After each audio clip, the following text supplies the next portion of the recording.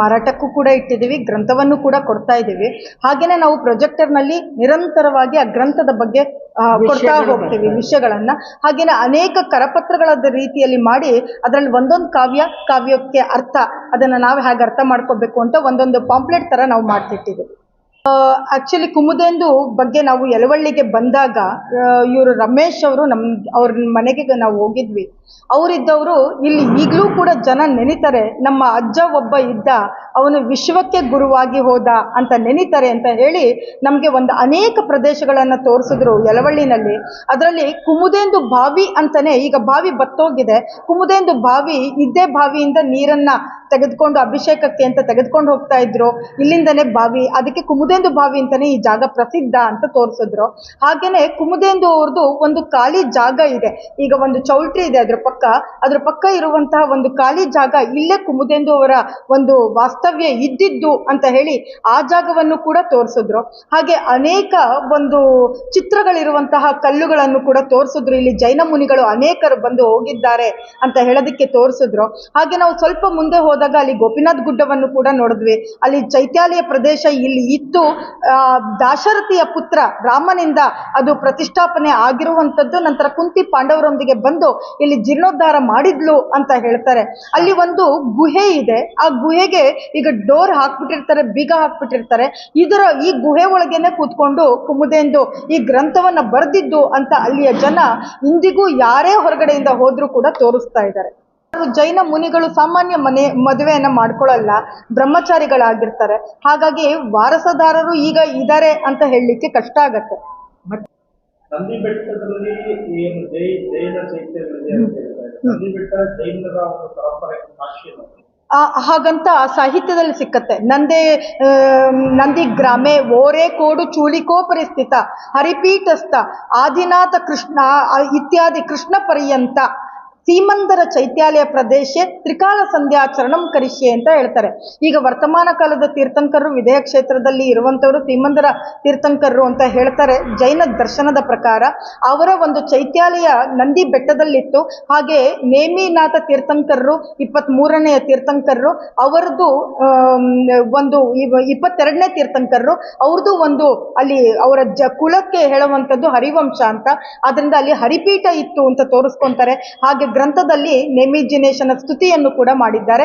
ಇದು ಒಂದು ಕಡೆ ಬರೋದಿಲ್ಲ, ಗ್ರಂಥದಲ್ಲಿ ಸಂಸ್ಕೃತದಲ್ಲಿ ಓದಿದ್ರೂ ಕೂಡ ನಿಮ್ಮ ನಂದಿಗ್ರಾಮ ಮತ್ತೆ ಯಲವಬ್ಬು ಗ್ರಾಮದ ಬಗ್ಗೆ ಉಲ್ಲೇಖ ಇದೆ, ಕನ್ನಡದಲ್ಲೂ ಉಲ್ಲೇಖ ಇದೆ, ಪ್ರಾಕೃತದಲ್ಲೂ ಉಲ್ಲೇಖ ಇದೆ. ಅವರು ಎಷ್ಟು ಭಾಷೆಗಳನ್ನ ಆ ಗ್ರಂಥದಲ್ಲಿ ಬಳಸಿದ್ದಾರೋ ಅನೇಕ ಸ್ತುತಿಗಳಲ್ಲಿ ಅದೆಲ್ಲದರಲ್ಲೂ ಕೂಡ ಯಲವಬ್ಬು ಗ್ರಾಮೆ ಅಂತ ಹೇಳ್ಕೊಂತಾರೆ, ಯಲವಳ್ಳಿ ಅಂತ ಹೇಳ್ಕೊಂತಾರೆ, ನಂದಿಗ್ರಾಮ ಅಂತ ಹೇಳ್ಕೊಂತಾರೆ. ಹಾಗಾಗಿ ಸುತ್ತಮುತ್ತಲಿನ ಅನೇಕ ಪ್ರದೇಶಗಳ ಹೆಸರುಗಳನ್ನ ಅಲ್ಲಿ ಉಲ್ಲೇಖ ಮಾಡಿದ್ದಾರೆ. ಇದರಲ್ಲಿ ಅವರು ಹೇಳುವಂಥದ್ದು ಒಟ್ಟು 363 ಧರ್ಮಗಳು ಇದ್ದುವು. ಆ ಧರ್ಮಗಳಲ್ಲಿ ನಾನು ಯಾವ ಧರ್ಮವನ್ನ ಅರಿಸಿ ಹೋಗಬೇಕು ಅಂತ ಜನರಿಗೆ ಒಂದು ಗೊಂದಲವಾದಲ್ಲಿ ಈ ಗ್ರಂಥ ನಿಮಗೆ ಸಾಕ್ಷಿಯಾಗಿ ನಿಂತಿದೆ.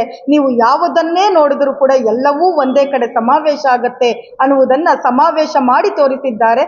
ಉದಾಹರಣೆಗೆ ಜೈನರ ಒಂದು ಆದಿಮಂತ್ರವಾದಂತಹ ನಮೋ ಅರಿಹಂತಾಣಂ ಅಂತ ಬರುತ್ತೆ, ಪಂಚಪರಮೇಷ್ಠಿಗಳ ಸ್ತುತಿ.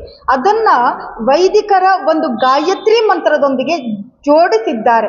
ಉದಾಹರಣೆಗೆ ನಮೋ ಅರಿಹಂತಾಣಂ ಓಂ ಭೂರ್ಭುವಃ ನಮೋ ಸಿದ್ಧಾಣಂ ತತ್ಸವಿತುರ್ವರೇಣ್ಯಂ, ಈ ರೀತಿಯಾಗಿ ಅನೇಕ ಧರ್ಮಗಳೊಂದಿಗೆ ಸಮನ್ವಯ ಮಾಡಿದ್ದಾರೆ. ಮತ್ತೆ ಹೇಳ್ತಾರೆ ಅವರು, ಇದೀಗಾಗಲೇ ಅನೇಕ ಗ್ರಂಥಗಳು ನಮ್ಮಿಂದ ಲುಪ್ತವಾಗಿ ಹೋಗಿದೆ ಅಂತ ನೀವು ಭಾವಿಸಬೇಡಿ.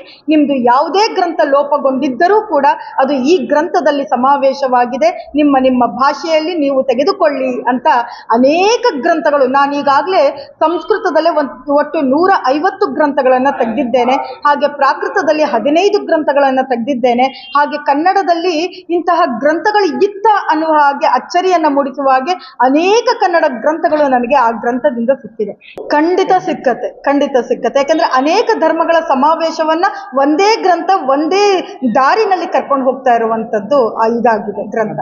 ವಿಶೇಷ ಇನ್ಯಾವುದೇ ಗ್ರಂಥಗಳು ನಮಗೆ ಕಾಣಿಸೋದಿಲ್ಲ ಪ್ರಪಂಚದಲ್ಲಿ, ಇದೊಂದೇ ಗ್ರಂಥ ಆ ರೀತಿ ಇರುವಂತದ್ದು. ಕನ್ನಡ ಯಾಕೆ ಅಂಕಿಯಲ್ಲಿ ಬರದೆ ಅಂತಂದ್ರೆ, ಅಂಕಿಯಲ್ಲಿ ಬರೀತು ಅಂದ್ರೆ 717 ಭಾಷೆಗಳನ್ನ ತೋರಿಸ್ಬೋದು, ಅನೇಕ ಗ್ರಂಥಗಳ ಸಮಾವೇಶವನ್ನ ಮಾಡ್ಬೋದು. ಅಕ್ಷರದಲ್ಲಿ ಮಾಡ್ತು ಅಂದ್ರೆ ಆ ರೀತಿ ಆಗೋದಿಲ್ಲ ಅಂತ ಹೇಳಿ ಅವರು ಅಂಕಿಯನ್ನ ಬಳಸ್ತಾರೆ. ಅವರು ಹೇಳೋದು ಮೋದದ ಗಣಿತದ ಕಥೆಯ ಆಲಿಪುದು ಅಂತ ಹೇಳ್ತಾರೆ. ಈಗ ಆಲ್ಗರಿದಮ್ ಥಿಯರಿ ಯಾವ್ದಿದೆಯೋ ಆ ಆಲ್ಗರಿದಮ್ ಥಿಯರಿಯನ್ನ ಹಿಂದೆ ಕುಟ್ಟಕ ವ್ಯವಹಾರ ಅಂತ ಕರಿತಾ ಇದ್ರು ಲೀಲಾವತಿನಲ್ಲಿ. ಆ ರೀತಿಯ ಒಂದು ಗಣಿತೀಯ ಶೈಲಿಯಲ್ಲಿ ಈಗಿನ ಕಂಪ್ಯೂಟರ್ ಯುಗವೂ ನಾಚಿಕೊಳ್ಳಬೇಕು, ಆ ರೀತಿಯಲ್ಲಿ ಒಂದು ಉತ್ತಮ ಆಲ್ಗರಿದಮ್ ಶೈಲಿನಲ್ಲಿ ಇದು ಫಾರ್ಮ್ಯಾಟ್ ಆಗಿರೋದು. ಅದೇ ಈಗ ಲೋಕಾರ್ಪಣೆ ಆಗ್ತಾ ಇರುವಂತದ್ದು. ಯಾವುದು ಅಂಕಿಗಳಲ್ಲಿತ್ತೋ ಅದನ್ನ ಅಕ್ಷರಕ್ಕೆ ಪರಿವರ್ತಿಸಿ, ಅಕ್ಷರದಿಂದ ಬಂಧವನ್ನ ಬಿಡಿಸಿ, ಬಂಧದಿಂದ ಕಾವ್ಯವನ್ನ ಹೊರತೆಗೆದು, ಕಾವ್ಯದಲ್ಲಿರುವ ವಿವಿಧ ಭಾಷೆಗಳನ್ನು ಕೂಡ ಕೊಡುತ್ತಾ, ಕಾವ್ಯವನ್ನ ಹೇಗೆ ಅರ್ಥ ಮಾಡ್ಕೋಬೇಕು ಅನ್ನೋದಕ್ಕೆ ವಿವರಣಾ ಭಾಷ್ಯವನ್ನು ಕೂಡ ಬರೀತಾ ಒಂದು ಗ್ರಂಥ ಹೊರಗೆ ಬಂದಿದೆ. ಅದರ ಲೋಕಾರ್ಪಣೆ ಅದರದ್ದೇ ಲೋಕಾರ್ಪಣೆ ನಾವು ಮಾಡ್ತೇವೆ. ಕರ್ನಾಟಕ ಒಂದು ಪಠ್ಯಪುಸ್ತಕಕ್ಕೆ ಈ ಒಂದು ಗ್ರಂಥವನ್ನು ಅಳವಡಿಕೆ ಮಾಡಬೇಕು ಅನ್ನೋದು ಏನೋ ಒಂದು ಆಕ್ಚುಲಿ ನಾವು ಕರ್ನಾಟಕ ಸಂಸ್ಕೃತ ವಿಶ್ವವಿದ್ಯಾಲಯದಲ್ಲಿ ನಾನು ಕಾರ್ಯವನ್ನ ಮಾಡ್ತಾ ಇರುವಂತದ್ದು. ಜೈನ PG ಡಿಪ್ಲೊಮೊ ಕೋರ್ಸ್ ಅಲ್ಲಿದೆ. ಅದರಲ್ಲಿ ಆಲ್ರೆಡಿ ಹೋದ ವರ್ಷ ಸಿರಿಭೂವಲಿಯ ಗ್ರಂಥ ನಾವು, ಯಾಕಂದ್ರೆ ಇದು ಒಟ್ಟು 9 ಭಾಷೆಗಳಲ್ಲಿ ಬರ್ತಿದೆ. ಅವರು 718 ಭಾಷೆನಲ್ಲಿ ಬರ್ತಿದ್ದಾರೆ ಅಂದ್ರೆ ನಾವು 9 ಭಾಷೆಗಳಲ್ಲಾದ್ರೂ ತರೋಣ ಅಂತ ಹೇಳಿ 4 ದ್ರವಿಡ ಭಾಷೆಗಳು, ಹಾಗೆ ಗುಜರಾತಿ, ಮರಾಠಿ, ಬೆಂಗಾಲಿ ಈ ಭಾಷೆಗಳಲ್ಲಿ ನಾವು ಇದನ್ನ ತರ್ತಾ ಇದ್ದೀವಿ. ಇದು 2025 ಮೇನಲ್ಲೇ ಇಂದೋರ್ ನಲ್ಲಿ ಮಧ್ಯಪ್ರದೇಶದಲ್ಲಿ ಲೋಕಾರ್ಪಣೆ ಆಗ್ಬಿಟ್ಟಿದೆ. ಆದ್ರೆ ಆ ಪ್ರಾಂತೀಯ ಪ್ರದೇಶಗಳಲ್ಲಿ ಹೋಗಿ ಆ ಪ್ರಾಂತೀಯ ಜನರಿಗೆ ಇದನ್ನ ಮುಟ್ಟಿಸ್ಬೇಕು ಅಂತ ಹೇಳಿ ಕನ್ನಡದಲ್ಲಿ ಇದನ್ನ ಯಲವಳ್ಳಿನಲ್ಲೇ ಮಾಡ್ಬೇಕು ಅಂತ ಇಲ್ಲಿಗೆ ಬರ್ತಾ ಇರುವಂತ. ಹೋದ ವರ್ಷನೇ ಲೋಕಾರ್ಪಣೆ ಮಧ್ಯಪ್ರದೇಶದಲ್ಲಿ ಆಗಿದ್ರು ಕರ್ನಾಟಕದವರಿಗೆ ಕೊಡ್ತಾ ಇರುವಂತದ್ದು ಈಗ. ಆದರೂ ಕೂಡ ಹೋದ ವರ್ಷನೇ ಲೋಕಾರ್ಪಣೆಗೊಂಡಿದೆ ಅಂತ ಹೇಳಿ ಹೋದ ವರ್ಷನೇ ನಾವು ಇದನ್ನ ಟೆಕ್ಸ್ಟ್ ಬುಕ್ ಆಗಿ ಜೈನ ಇದು ಸಿದ್ಧಾಂತ PG ಡಿಪ್ಲೊಮೊ ಕೋರ್ಸ್ಗೆ ಒಂದು ಪೇಪರ್ ಆಗಿ ಹೇಳಿಕೊಟ್ಟಿದ್ದೀವಿ. ಹಾಗಾಗಿ ಎಲ್ಲರೂ ಕೂಡ ಉತ್ತಮವಾಗಿ ಇದನ್ನ ಬರೆದಿದ್ದಾರೆ, ಉತ್ತರಗಳನ್ನು ಡಿಸ್ಟಿಂಕ್ಷನ್ ಅಲ್ಲಿ ಪಾಸ್ ಆಗಿದ್ದಾರೆ.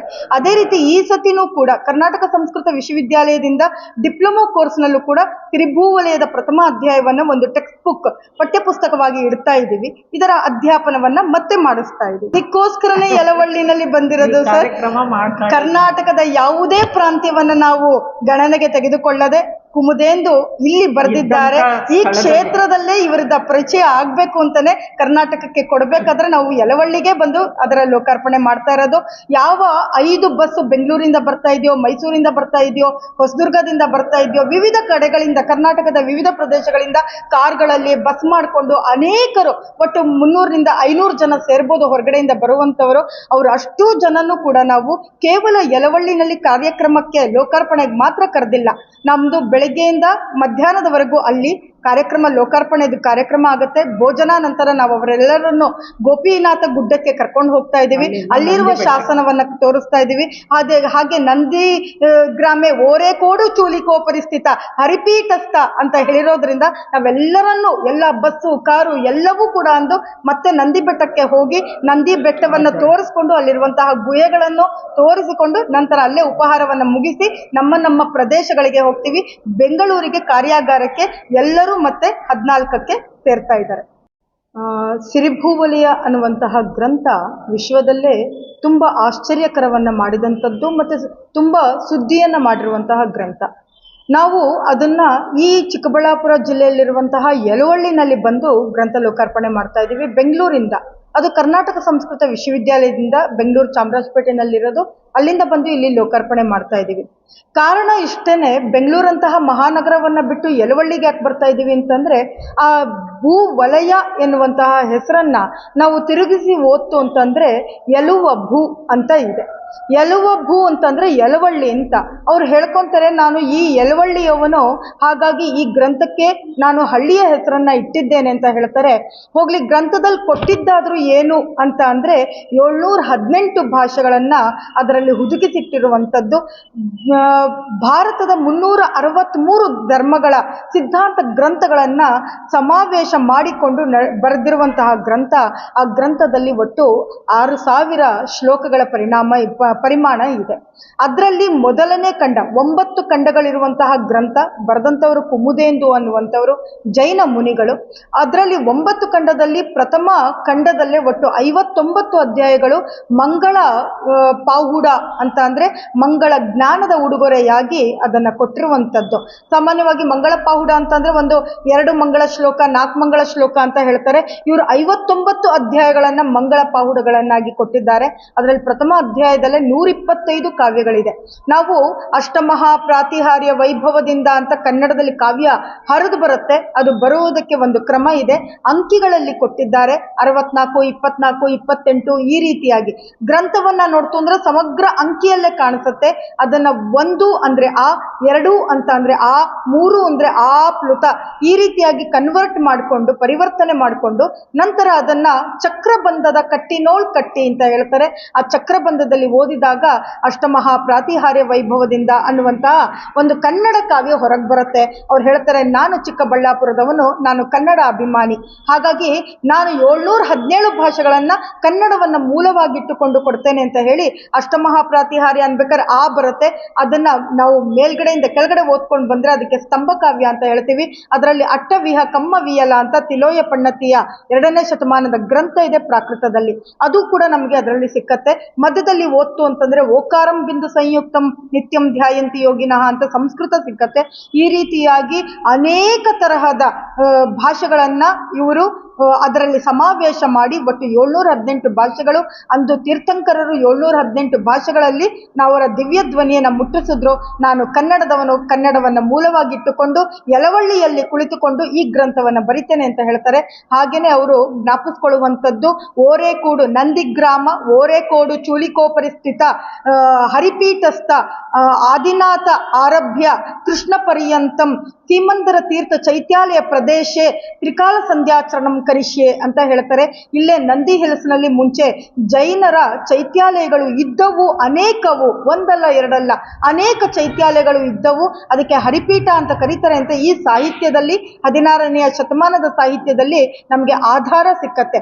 ಆ ಕಾರಣದಿಂದ ನಾವು ಬೆಂಗಳೂರಿನಿಂದ ಒಟ್ಟು 300 ಜನ ಇಲ್ಲಿಗೆ ಯಲವಳ್ಳಿಗೆ ಬಂದು ಒಂದು 9:15 10 ಗಂಟೆವರೆಗೂ ಶೋಭಾಯಾತ್ರೆಯನ್ನ ಮಾಡಿ ನಂತರ ಕಾರ್ಯಕ್ರಮದ ಉದ್ಘಾಟನೆಯನ್ನ ಇವರು ಶ್ರೀ ಪ್ರಭುಜಿ ಮಾನ್ಯ ಜಿಲ್ಲಾಧಿಕಾರಿಗಳು, ಜಿಲ್ಲಾ ದಂಡಾಧಿಕಾರಿಗಳ ಅವರ ಅಮೃತ ಹಸ್ತದಿಂದ ಉದ್ಘಾಟನೆಯನ್ನ ಮಾಡಿಸಿ ನಂತರ ಗ್ರಂಥ ಲೋಕಾರ್ಪಣೆಯನ್ನ ಯಲವಳ್ಳಿಯಲ್ಲೇ ಮಾಡಬೇಕು ಅಂತ ನಾವು ತೀರ್ಮಾನಿಸಿದ್ದೇವೆ.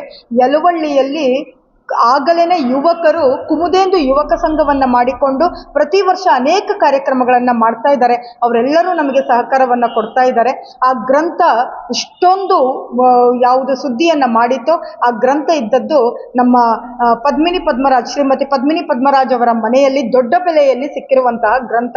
ಆ ಗ್ರಂಥದಲ್ಲಿ ಇಂದು ವೈದಿಕ ಗ್ರಂಥವೂ ಇದೆ, ಹಾಗೆಯೇ ಭಗವದ್ಗೀತಾವು ಕೂಡ ಸಿಕ್ಕತ್ತೆ, ಹಾಗೆ ಅಲಂಕಾರ ಶಾಸ್ತ್ರದ ಗ್ರಂಥಗಳು ಕೂಡ ಸಿಕ್ಕತ್ತೆ, ಹಾಗೆ ಜೈನ ಗ್ರಂಥಗಳು ಕೂಡ ಸಿಕ್ಕತ್ತೆ.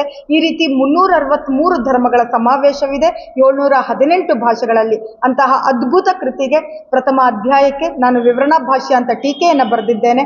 ಆ ಗ್ರಂಥ ಇಂದು 13ರಂದು ಲೋಕಾರ್ಪಣೆಗೊಳ್ತಾ ಇದೆ. ಗ್ರಂಥ ಬರೆದಷ್ಟೇ ಕೆಲಸ ಮುಗಿಲಿಲ್ಲ.